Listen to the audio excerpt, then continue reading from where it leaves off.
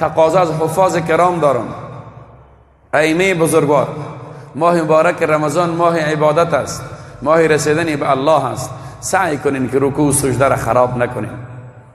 قرآن کمی آهسته بخوانین، فهمیده شود. طوری نباشین که خدای ناخواسته رمضان خلاص شد و موتو جهنمی شدیم.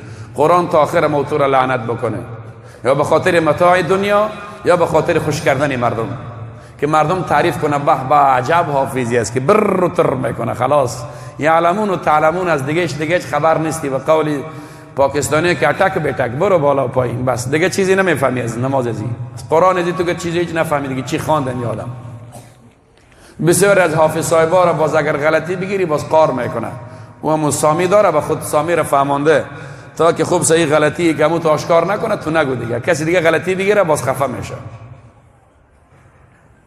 نه خیر، اجازه بتین. بسیاری جاهایی است که با اندکترین شما زیر و زبر پس پیش کنید نماز فاسد میشه.